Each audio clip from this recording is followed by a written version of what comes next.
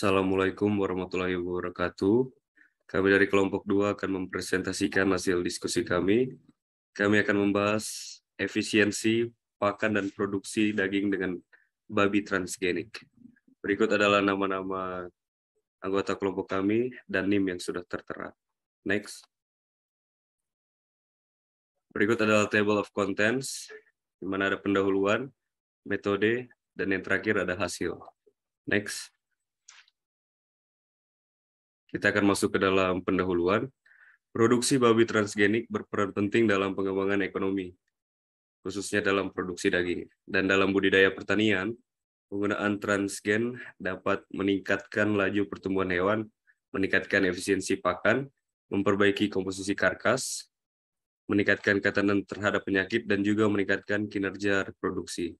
Dalam pengobatan, babi transgenik sering digunakan untuk mengembangkan model yang sesuai dari berbagai penyakit manusia, untuk menghasilkan protein farmasi, untuk penelitian biomedis, dan untuk menyediakan organ donor untuk transplantasi manusia.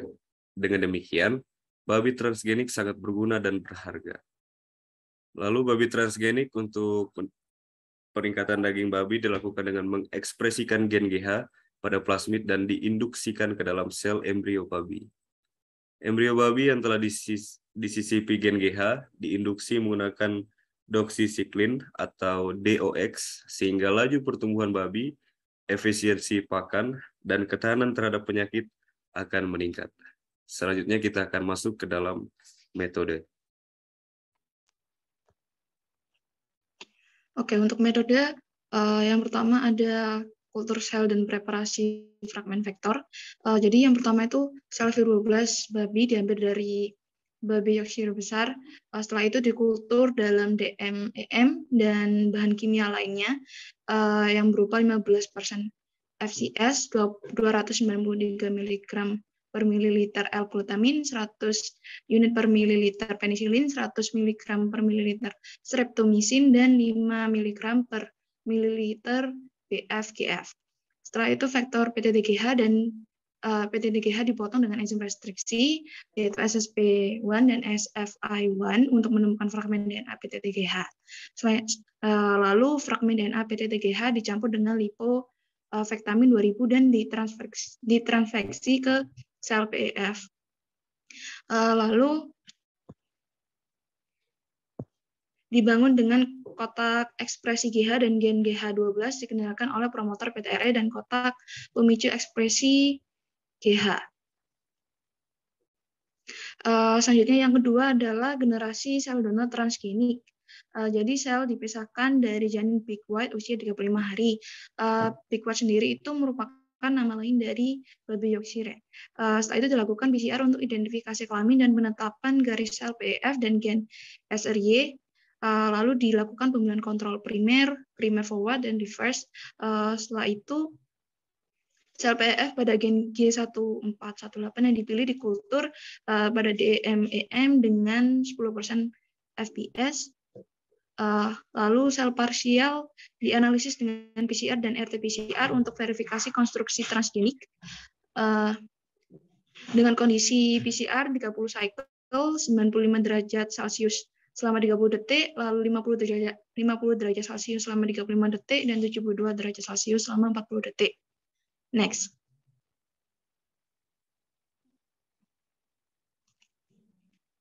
Setelah itu genomik DNA sel diamplifikasi untuk RRTA menggunakan pasangan spesifik primer RRTA L dengan mengikuti kondisi PCR seperti sebelumnya. Setelah itu dilakukan deteksi transkripsi GH dan RTTA dengan reagen Trizol.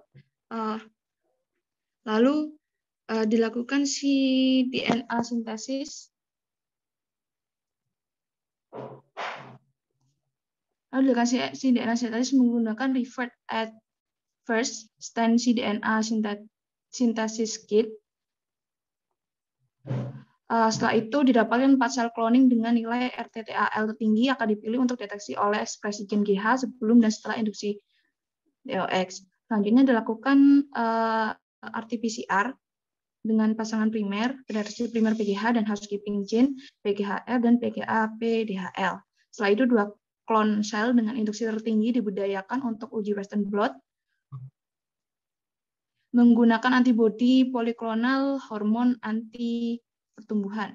Setelah itu yang ketiga ada kromosom walking dan QRT PCR dari transgen dalam sel. Jadi jumlah sel salinan GH dalam sel transgenik dideteksi dengan QRT PCR dengan menggunakan primer pendeteksi BGH dan gen housekeeping, transferin reseptor gen atau TFRC, PGHL, PGHR, PTFRCL, PTFRCR. Setelah itu dua salinan PGH endogen dipilih sebagai referensi. Setelah itu menggunakan metode genome walking untuk mendeteksi posisi kromosom garis sel transgenik PTTGH asing pada area penyisipan. Setelah itu dilakukan overlapping PCR yang dilakukan sesuai dengan protokol kit genome walker. Lalu proteksi amplifikasi spesifik diperoleh melalui ekstraksi gel yang dihubungkan dengan vektor PGEM-T lalu diubah menjadi sel kompeten E. coli. Setelah itu urutan penyisipan diurutkan dan dibandingkan dengan seluruh urutan genom babi di GenBank. Next.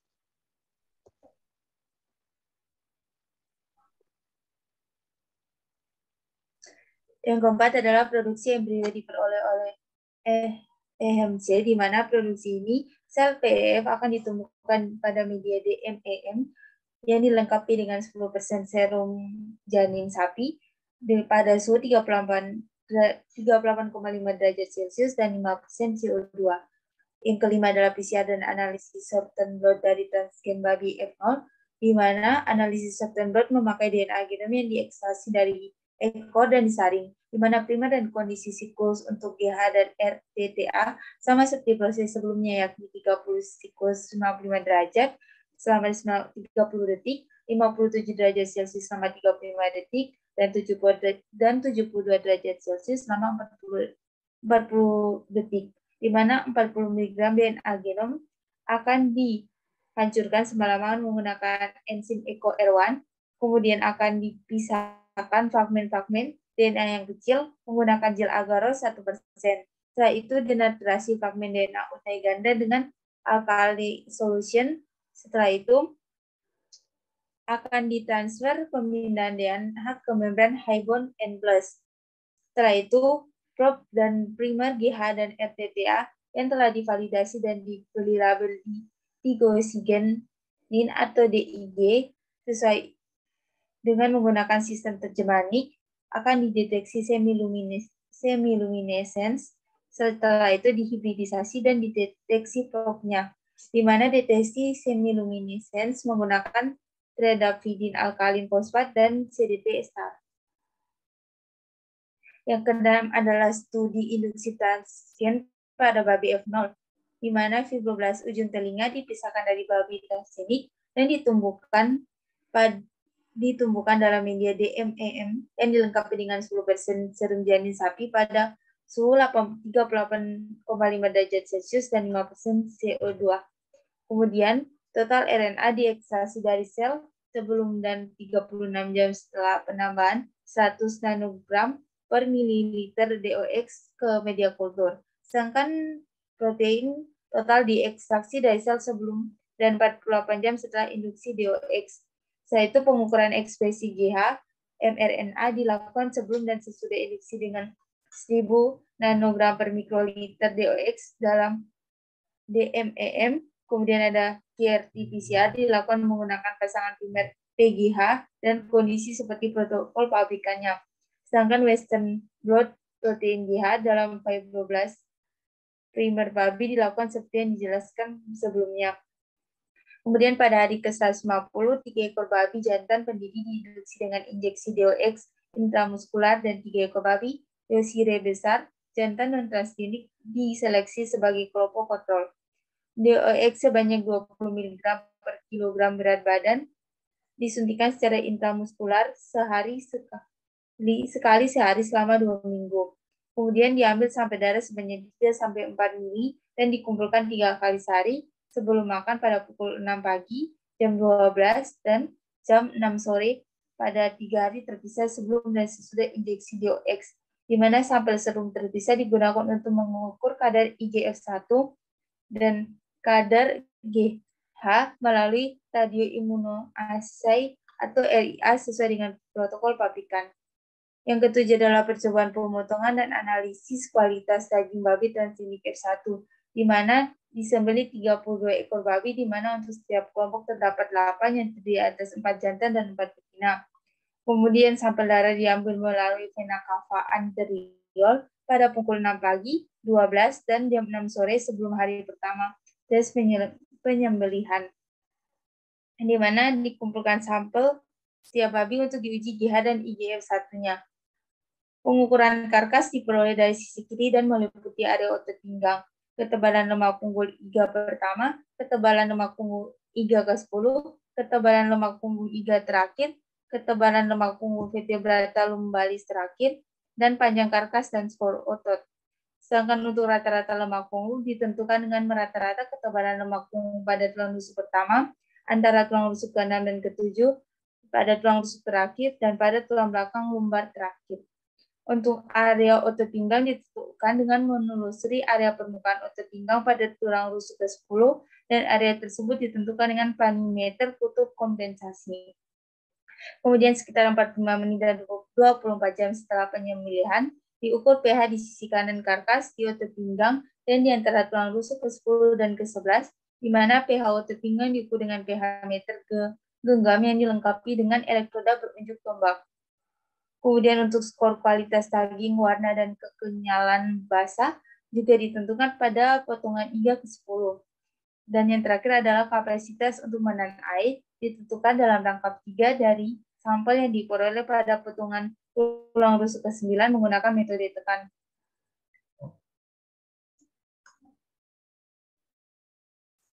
Dan yang ke-8 adalah induksi babi transgenik F1, di mana semen dikumpulkan secara artifisial dari babi transgenik sendiri dan digunakan untuk membuahi induk babi non-transgenik secara artifisial dalam estrus, di mana babi generasi F1 termasuk babi transgenik dan non-transgenik dideteksi dengan PCR, certain blot, dan CRT-PCR.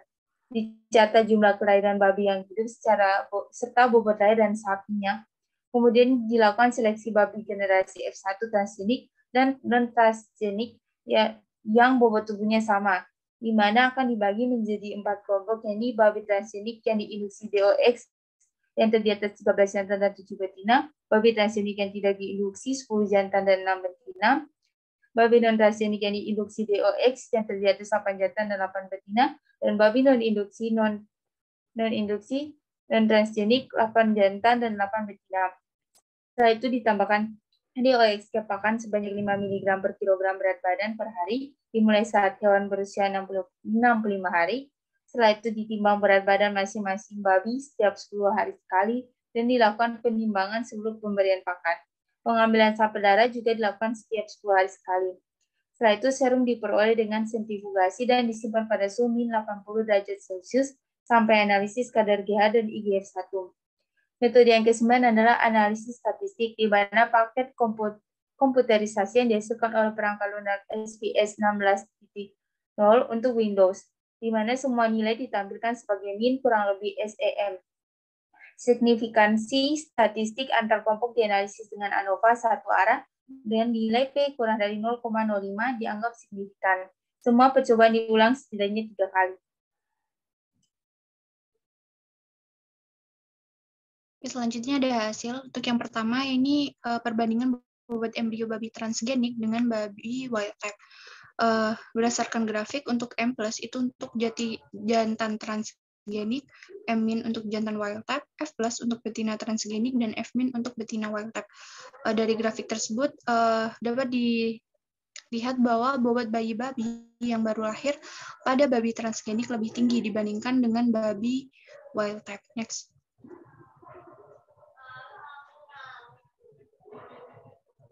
Yang kedua ada perbandingan laju pertumbuhan babi transgenik dengan babi wild type. Untuk grafik sebelah kiri itu merupakan laju pertumbuhan babi jantan, dan yang sebelah kanan merupakan laju pertumbuhan babi betina. Seperti yang tadi untuk titik hitam itu dengan penambahan DOX, untuk yang titik putih itu tidak dengan penambahan DOX. Jadi untuk dox sendiri itu merupakan doxycycline yang merupakan senyawa antibiotik yang digunakan untuk mengobati infeksi akibat bakteri dan parasit tertentu pada babi, sehingga babi nantinya akan tahan terhadap serangan penyakit seperti sejumlah perubahan patologis, kemudian termasuk hematomegali, sklerosis glomerulus, tukak lambung, radang sendi, infertilitas, dan juga kematian dini. Berdasarkan kedua grafik tersebut menunjukkan bahwa laju pertumbuhan babi transgenik baik yang ditambah dengan dox maupun tidak akan meningkat secara signifikan, yakni mencapai 4 kali lipat lebih cepat setelah penginduksian dox dibandingkan dengan babi transgenik babi wild type. Next.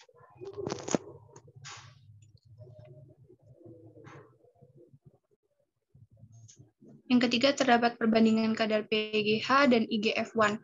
Untuk gambar yang sebelah kiri, itu merupakan kadar PGH. Jadi untuk berdasarkan grafik tersebut menunjukkan bahwa rata-rata kadar PGH serum pada babi transgenik yang diinduksi dengan doxycycline lebih tinggi secara signifikan daripada babi transgenik non-induksi doxycycline maupun babi wild type yang diinduksi doxycycline. Untuk gambar sebelah kanan itu merupakan grafik kadar IGF-1 di mana ditunjukkan bahwa rata-rata kadar IGF-1 serum pada babi transgenik induksi dox menurun secara signifikan daripada babi transgenik non-induksi dox maupun babi wild type induksi dox. Berdasarkan kedua hal tersebut, dapat dikatakan bahwa tingkat ekspresi gen PGH berbanding terbalik dengan nilai IGF-1, di mana kita tahu bahwa gen IGH merupakan gen penyandi pertumbuhan pada babi, sedangkan IGF-1 itu merupakan insulin-like growth factor, yakni zat yang disekresi oleh hati sebagai akibat dari stimulasi oleh hormon pertumbuhan GH. Jadi faktor pertumbuhan tersebut akan mengikat reseptor pada permukaan sel dan mengaktifkan proliferasi dan diferensiasi, sehingga gen GH akan menjadi aktif dan babi dapat tumbuh dengan optimal. Next.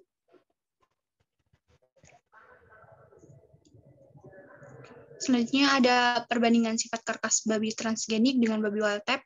Untuk tabel atas itu merupakan sifat karkas atau daging bertulang babi jantan, dan yang bawah merupakan sifat karkas pada babi betina. Dari kedua tabel tersebut menunjukkan bahwa panjang kerangka dan area otot pinggang babi transgenik baik diinduksi dengan doxycycline maupun tidak memberikan nilai yang tinggi dibandingkan dengan babi wild type baik yang diinduksi dox maupun tidak.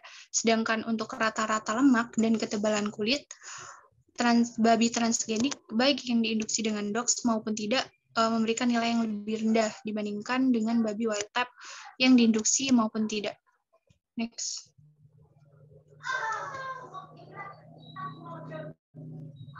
Selanjutnya ada perbandingan kualitas daging babi transgenik dan babi wild type.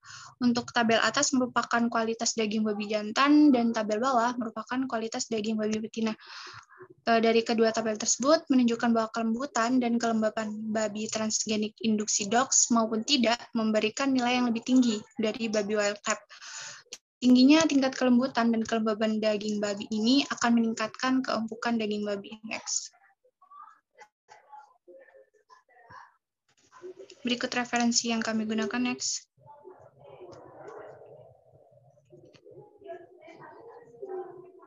Sekian presentasi dari kami. Terima kasih.